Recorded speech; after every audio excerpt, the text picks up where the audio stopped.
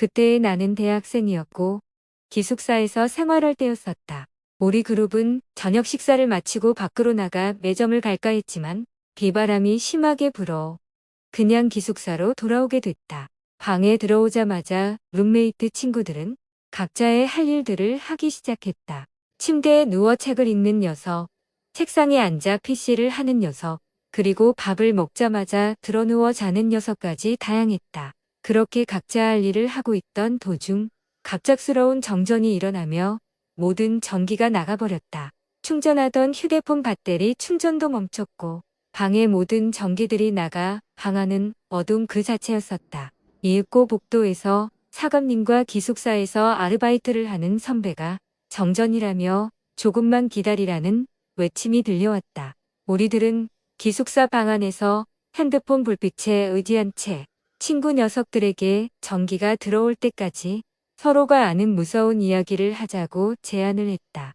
친구 녀석들도 아침 날씨도 으스스하고 불도 안 들어오는데 분위기 좋다며 모두들 찬성을 했다. 그렇게 옹기종기 모여앉아 핸드폰 불빛에 의지하며 우리들은 무서운 이야기들을 하기 시작했다.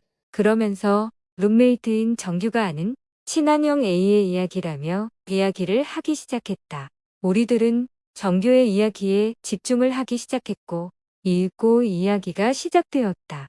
정규의 친한형 A의 할머니께서는 무속인이셨기에 대를 걸러서 A는 반드시 신내림을 받아야 하는 상황이라고 했다. 하지만 A는 당연하게도 그것이 싫었고 버티고 버텼으나 결국 이유 없이 알아눕게 되었다고 한다. 그것이 고작 10살도 채 안 됐을 때의 일이었다. 심한 고열과 기침 발작 등 정말 이렇게 사람이 죽는구나라고 생각이 들 정도로 아팠었다고 했다. 결국 어머니께서 하시던 일을 그만두고 A를 살리기 위해 어쩔 수 없이 대신해서 신내림을 받으시게 됐다고 한다.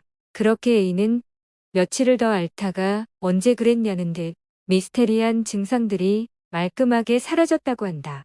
그런데 그것이 끝이 아니었다. 어느 날은 학교를 가고 있는데 도로 한가운데에 사람이 누워 있었다.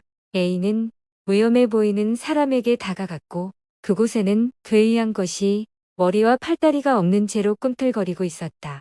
그렇게 괴이한 존재에게 홀린 듯 멍하게 바라보고 있던 A는 그것이 꿈틀거리며 자신에게 다가왔고 너무 놀라 뒤도 안 돌아보고 도망을 치게 되었다. 그 이후로 보이지 말아야 할 것들이 A에게는 보이게 되었고 감각마저 예민해지며 이상한 기운까지도 느낄 수 있게 되었다.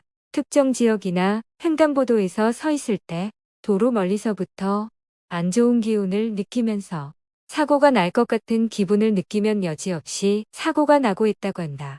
그러한 것을 느끼는 것들이 자주는 일어나지는 않았지만 A가 있는 곳에 어떤 안 좋은 일이 일어나려고 하면 반드시 그러한 느낌을 받았다고 한다. 그래서인지 A는 어떠한 사고나 안 좋은 상황 없이 무탈하게 잘 피하며 나름 평탄하게 살아왔지만 아쉽게도 시험이나 복권 같은 그러한 곳에서는 전혀 그런 느낌을 받을 수 없었다고 했다. 그렇게 A는 어느덧 성인이 되며 대학 생활을 하게 됐고 어느 날 군대에 먼저 간 친구 녀석이 휴가를 나왔다는 소식을 전해 듣게 됐다.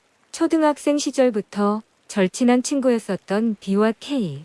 휴가를 나온 B는 대학에 진학하지 않고 곧바로 군대에 입대를 하였고 K는 그렇게 멀지 않은 곳에 있는 대학을 다니고 있었다. 오랜 시간을 알고 지낸 친구들이지만 B는 A가 뭔가가 보인다고 하면 믿어주지 않는 녀석이었다. 하지만 K는 A를 처음에는 당연히 의심의 눈초리를 보냈지만 어느새 A에게 이런저런 도움을 많이 받게 되고 그러한 생각들이 차차 달라지게 되었다. 그러다 보니 K는 A가 진중하게 충고를 드물게 해주면 눈을 반짝이며 무조건 귀담아 들었다고 한다. 오랜만에 만난 B는 완전히 군인이 다 되어 있었고 햇볕에 그을려 선탠을 한 것처럼 새까만 아저씨가 되어 있었다. 우리들은 술과 안주를 시키고 먼저 나온 술들을 한 잔씩 들이키며 B가 하는 군대 이야기들을 귀담아 듣고 있었다. 그러던 와중 B가 대뜸 이런 말을 했다. 야, 여기도 귀신 있지? 부대에서 근무 서면서 선임이 얘기해줬는데 귀신이 오히려 사람이 많고 시끄러운 곳을 좋아한다고 그러더라. 모든 영가들이 그런 것은 아니지만 사람마다 취향과 성격이 다르듯 시끄러운 장소를 좋아하는 귀신도 조용한 장소를 좋아하는 귀신들로 나뉜다. A는 의아해하며 B에게 갑자기 그건 왜? 라고 묻게 되었다. 그러더니 B가 하는 말이 자신도 귀신이 보인다고 얘기를 한다. B가 그 말이 끝나기 무섭게 술집에 장식으로 세워둔 병 하나가 떨어지며 깨져버리고 말았다. B는 이때다 싶었는지 자신의 말이 틀리지 않았음을 증명하고 싶었던 듯했다. 저기 구석에 있는 귀신 하나가 자기 얘기하니까 하지 말라고 성질 부리네. A는 B의 그러한 말들에 놀랄 수밖에 없었고 어느 정도 맞는 말이어서 순간 녀석의 말을 믿을 뻔했었다. 주변 상황을 둘러보고 A는 K를 데리고 나와 이야기를 하기 시작했다. 방금 막 들어와서 바로 나가기는 그렇고 상황 봐서 이야기할 테니까 내가 말하면 너 B랑 같이 집으로 가. 그리고 B가 꼭 집으로 들어가는 것까지 확인하고 왜? 무슨 일인데 그래? 쟤가 나처럼 보인다고 했을 때 있지. 3명이 있었어. 원래는 허공을 보면서 가만히 있거나 그저 사람들 가만히 구경하는 것들이었는데 쟤가 보인다고 말하자마자 셋 다 우리 쪽을 쳐다보더라고. 병 깨진 것도 그중 하나가 한 게 맞아. 그래서 B가 한 말을 듣고 놀란 거고 아무튼 그것들이 조금씩 접근해 오고 있으니까 내가 말하면 무슨 수를 써서라도 B를 데리고 집으로 가. K는 깜짝 놀라며 두려워하는 눈치였었고 A는 걱정하지 말라며 말하고서는 다시 들어가 술을 마셨다. 하지만 셋은 여전히 B를 노려보고 있었다. 다행히도 피해를 줄 것 같지는 않아 보였지만 그중 유독 사악한 기운이 느껴지는 귀신이 마음에 걸렸다. 다른 둘은 그저 공허하게 이곳저곳을 쳐다볼 뿐이었지만 하나는 B를 노려보며 계속해서 미친 듯이 웃고 있을 뿐이었다. A가 무속인이나 그 계열에 몸담고 있는 사람은 아니지만 지금까지 경험한 바에 의하면 웃고 있는 영가는 사람들에게 안 좋은 영향력을 행사할 가능성이 높다는 정도는 인지하고 있었다. 물리적인 피해도 드물게 있지만 보통은 정신을 피폐하게 만들어 최악의 경우 죽음으로 내모는 피해도 일으킨다.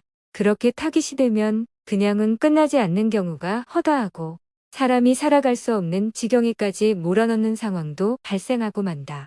그렇게 시간이 흘러가는 중에도 웃고 있던 귀신은 B를 계속해서 무서운 눈으로 응시하고 있었다. A는 B가 걱정스러워 웃고 있는 귀신을 주목하고 있었는데 어찌된 영문인지 그것이 아까보다 가까워지고 있는 것 같았다.